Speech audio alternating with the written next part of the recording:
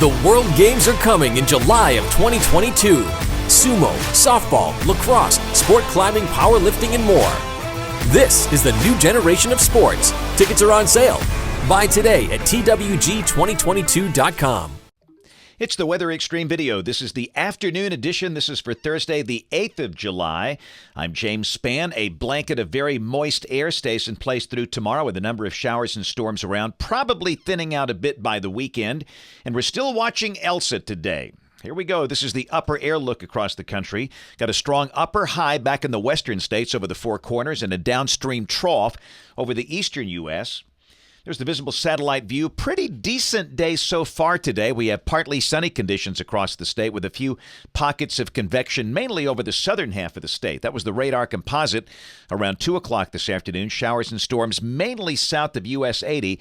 It could be that we're in a subsidence ring, sinking air on the backside of Elsa, kind of preventing showers from forming, but we'll still maintain a fairly good chance of developing showers through tonight. Temperatures well below average, low and mid-80s. Birmingham 84, 85 for Tuscaloosa and Anniston. There's the watch warning map. We got tropical storm warnings in effect from the coast of North Carolina up to Cape Cod. Flash flood warnings for the same area. Also a severe thunderstorm watch for parts of the Northeast. And out west, a number of red flag warnings and heat advisories. Here's the severe weather possibilities through tonight. Risks of severe storms on the middle and upper Atlantic coast. Down back toward the Ohio Valley, an enhanced risk of severe storms through tonight for parts of Montana and the Dakotas. Tomorrow, an enhanced risk over parts of the heartland, including St. Louis. A marginal risk on the upper Atlantic coast. And day 3, Saturday, a marginal risk north and west of Alabama. Rain for the next 7 days. The west stays dry under the ridge. Amounts for Alabama between 1 and 2 inches for the Tennessee Valley, generally under 1/2 inch elsewhere. Take a look at Elsa. This thing is still hanging in there. 45-mile-per-hour winds currently over North Carolina. The circulation moving northeast that will be coming out across Chesapeake Bay tonight. Should be over the Maine coast tomorrow night, then up into the Canadian Maritimes by Saturday morning. Elsewhere, we finally got an X on the map here. This is the Hurricane Center 2-day outlook over the southern tip of Texas. That feature's been there for a couple of days, producing some really heavy rain for parts of the lower Rio Grande Valley. But the Hurricane Center not expecting this to become a tropical system because the circulation is inland. Other than that, the Atlantic Basin really quiet. So model fans, here we go. The GFS. This is the 12Z run, valid tomorrow at 4.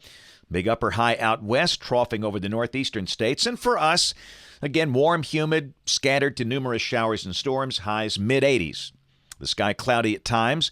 Elsa is moving on the Maine coast, moving northeast away from the United States. Now, this is Saturday. The precipitable water values come down a bit, so showers will likely be fewer in number. Kind of like today, the sky partially sunny, and there could be a few pop-up showers or storms in the afternoon, but the odds of any one spot getting wet dropping down to about 25 to 35%. The high Saturday, mid to upper 80s, and the same thing on Sunday. The more widespread rain should be a little north and west of here. Partially sunny, a few scattered storms in the afternoon, the high in the middle 80s. Now, Monday, a trough comes in from the west. That should bring an increase in the number of showers and storms. And for the rest of the week, it looks like just classic summer weather. This is Tuesday, Wednesday, partly sunny with a few scattered storms. And a week from today, Thursday, July 15th, troughing to the north. And again, chance of scattered showers and storms. Temperatures a bit below average, mostly mid to upper 80s next week. Still no sign of any 90s for the next week or so.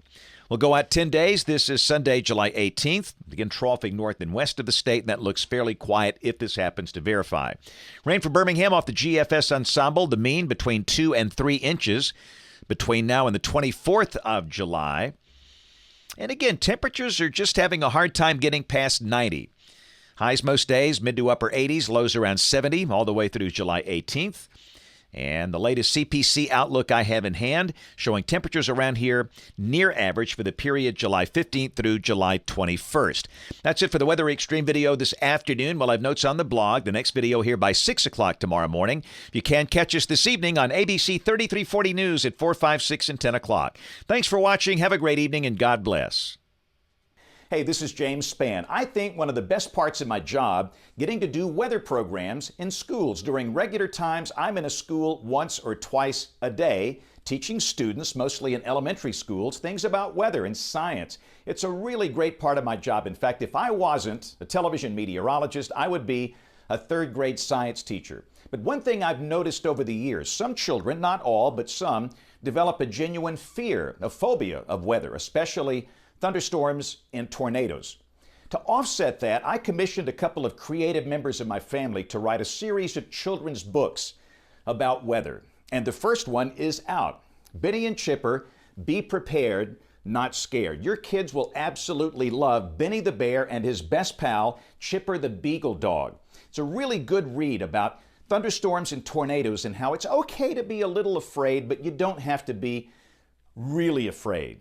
As long as you're prepared, you understand them, you know what to do, and you take care of yourself. Information is very powerful, and that starts a process of kids overcoming that fear. And this book is a really good read for any elementary school student. My friend Ginger Z of ABC News in New York, the chief meteorologist there, wrote a foreword here. Jeremy Davis, an illustrator, really makes Benny and Chipper come to life. It's a great read, and your kids will love it. I would encourage you to get a copy, and we'll have future books with Benny and Chipper about things like thunderstorms and the science behind them, tornadoes, and hurricanes. So get your copy today. Right now it's available online at Spann Book, with two N's, spannbook.com. And you'll see some other cool stuff there as well. Benny and Chipper, Prepared Not Scared. Get your kids a copy today.